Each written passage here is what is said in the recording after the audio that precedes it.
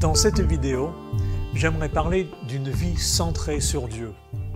C'est une expression qu'on entend assez souvent, mais concrètement, qu'est-ce qu'on veut dire par là? J'ai dit dans la vidéo précédente que d'après l'enseignement de Jésus, le plus grand commandement, c'est-à-dire le commandement le plus important pour le disciple de Jésus, c'est ce qu'on appelle le double commandement d'amour. Tu aimeras le Seigneur ton Dieu de tout ton cœur, de toute ton âme et de toute ta force, et tu aimeras ton prochain comme toi-même. Ce double commandement résume en quelque sorte toute l'obéissance et même toute la vie chrétienne. Comme on a vu, c'est en vivant cet amour pour Dieu, pour le prochain, que nous vivons réellement comme image de Dieu. Mais ça veut dire que le centre de ma vie en tant que disciple de Jésus, ce n'est plus moi-même. Ce n'est pas non plus mon travail ou mes possessions, ce n'est pas le sport ou le fait de s'éclater, c'est Dieu et c'est les autres. Et là, il y a un problème. Parce que, comme on a déjà vu, on a parfois cette idée qu'en tant que chrétien, on peut être sauvé tout en continuant à vivre plus ou moins comme avant ou comme les autres. Il faut donc essayer de comprendre un peu mieux ce que veut dire une vie centrée sur Dieu et ce que cela implique.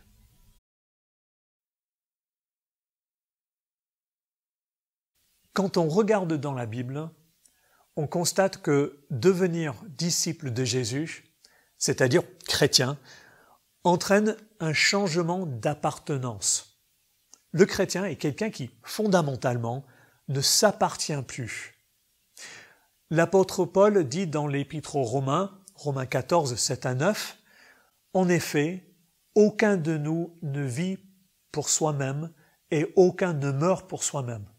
Si nous vivons pour le Seigneur. Et si nous mourrons pour le Seigneur. Ainsi, soit que nous vivions, soit que nous mourions, nous appartenons au Seigneur.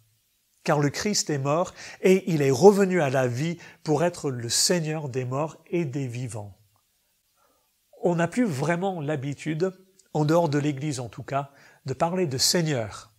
Mais jusqu'à une époque encore récente, c'était une réalité très concrète. Un Seigneur, c'est plus qu'un patron pour qui on travaille. C'est un maître. C'est quelqu'un à qui on appartient. Dire que Jésus est notre Seigneur, c'est dire qu'il est notre maître. Que c'est à lui que nos vies appartiennent désormais. De même, en 2 Corinthiens 5, 14 et 15, Paul dit ceci. « En effet, l'amour du Christ nous saisit, nous qui avons la certitude qu'un seul est mort pour tous, et donc que tous ont part à sa mort. Il est mort pour tous afin que ceux qui vivent ne vivent plus pour eux-mêmes, mais pour celui qui est mort et ressuscité pour eux. » Ce que Paul dit dans ce passage est dense. J'aimerais juste relever la dernière partie du verset qui dit que Jésus-Christ est mort afin que ceux qui vivent ne vivent plus pour eux-mêmes, mais pour celui qui est mort et ressuscité pour eux. Jésus-Christ est mort à la croix et il est ressuscité. Pas seulement pour que nos péchés nous soient pardonnés, mais pour que nous qui vivons par lui, nous vivions aussi pour lui. Encore une fois, si nous sommes chrétiens, il y a eu un transfert d'appartenance. Ce qui veut dire qu'il doit aussi y avoir un changement d'allégeance.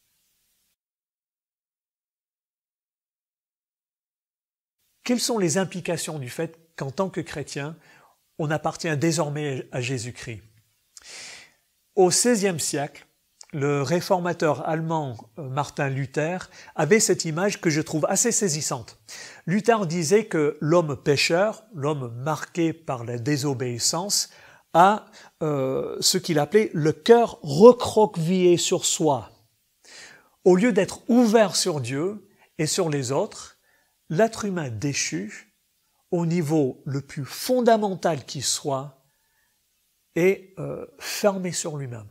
Il est profondément nombriliste. Ça ne veut pas dire qu'il serait incapable d'actes de gentillesse ou de bonté ou de générosité. Mais voyez, tant que notre vie n'est pas centrée sur Dieu d'abord, puis sur les autres, elle est forcément centrée sur autre chose, c'est-à-dire sur soi. Par conséquent, même notre générosité, par exemple, risque fort d'être motivée quelque part par ce qu'on peut recevoir en retour. Donc, comment comprendre cette vie qui n'est plus recroquevillée sur elle-même, mais qui est centrée sur Dieu? On comprendra peut-être un peu plus facilement ce que cela veut dire si on réfléchit à son contraire, à celui ou celle qui est égocentrique ou centré sur soi. Quand on dit que quelqu'un est égocentrique, on essaie de faire comprendre que c'est quelqu'un qui vit pour soi, qui se met lui-même avant les autres. Quelques exemples que je ne fais que mentionner brièvement, puisque je reviendrai là-dessus dans d'autres vidéos. Si ma vie est centrée sur moi, mon épanouissement personnel devient la chose la plus importante. Je fais telle ou telle chose parce que, pour reprendre le slogan publicitaire, je le vaux bien. Si ma vie est centrée sur moi, ça peut vouloir dire que dans le domaine du travail, par exemple, je vais chercher à gagner le plus d'argent possible pour avoir plus à dépenser, pour que je puisse me faire plaisir ou avoir une maison qui me permettra d'avoir le plus de sécurité matérielle possible. L'inverse est également possible. Si ma vie est centrée sur moi, cela peut vouloir dire que je travaille le moins possible, que je laisse les autres faire le boulot à ma place pour que moi, je puisse m'amuser et me la couler douce, comme on dit. Dans les deux cas, je vis pour moi-même, je vis centré sur moi. Ou encore, dans le domaine des relations. Je vais avoir des amis dans la mesure où je m'entends bien avec eux, dans la mesure où on peut passer de bons moments ensemble. C'est-à-dire, en définitive, dans la mesure où j'en retire un bénéfice quelconque. Et il ne faut pas être un naïf. Il y a énormément de choses dans notre société qui nous poussent à rester centrés sur soi. En particulier, dans la publicité, on nous fait croire que si on achète tel ou tel produit, cela va nous procurer du bonheur ou du plaisir. Et évidemment, les grandes enseignes jouent là-dessus. Pourquoi? Parce que, encore une fois, je le vaux bien et parce que ça leur permet aussi de faire de l'argent. Maintenant, à quoi ça va ressembler si je ne me mets plus moi-même au centre, mais que je mette Dieu au centre? Au niveau du travail, ce que je vais chercher, ce ne sera plus le travail où je peux gagner le plus possible, mais là où je peux servir Dieu le mieux avec les dons et capacités qu'il m'a donnés. De même, l'argent que j'y gagnerai ne sera plus là d'abord pour que je puisse me faire plaisir par ce que j'achète, ni même pour assurer à tout prix la sécurité matérielle. Ce sera d'abord pour que l'œuvre de Dieu puisse avancer dans le monde.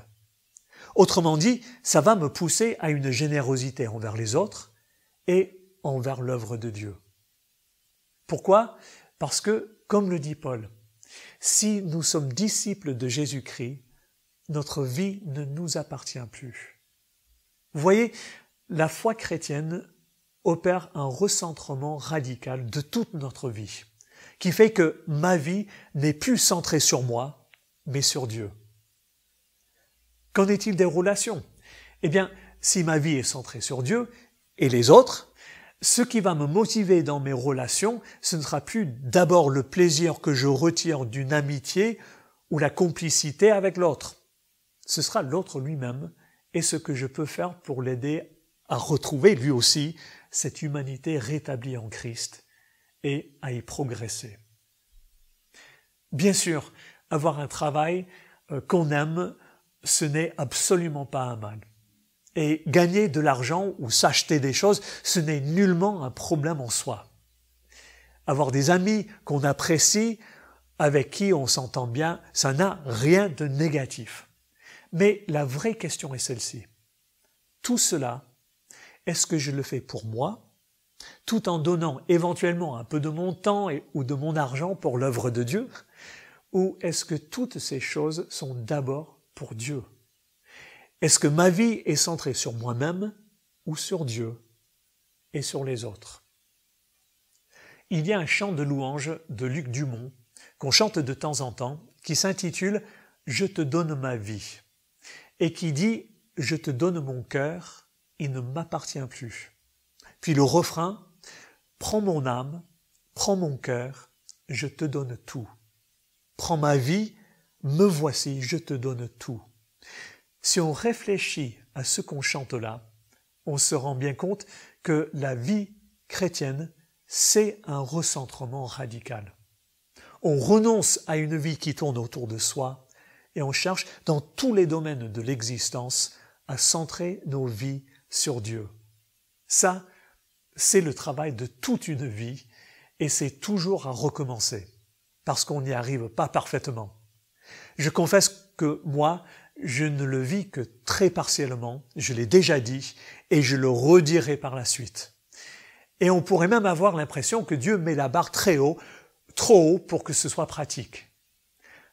Ce qu'il faut savoir, c'est que Dieu nous promet aussi l'aide de son esprit. L'esprit qui ne fait pas ce travail à notre place, mais qui vient susciter en nous le désir d'avancer et qui utilise nos efforts pour nous faire progresser. Je reviendrai là-dessus dans d'autres vidéos. Mais ce qui est aussi important, c'est qu'en construisant notre vie sur un autre centre que nous-mêmes, nous retrouvons finalement notre vraie humanité, notre humanité créée pour être image de Dieu. En nous centrant de plus en plus sur Dieu, cette relation entre l'image et l'original est rétablie, et en vivant cet amour pour Dieu et pour l'autre, nous redevenons des reflets vivants du Dieu d'amour. C'est pourquoi décentrer notre vie de nous-mêmes sur Dieu est en même temps quelque chose, une transformation qui suscite une profonde reconnaissance. C'est aussi cela, vivre en disciple de Jésus-Christ.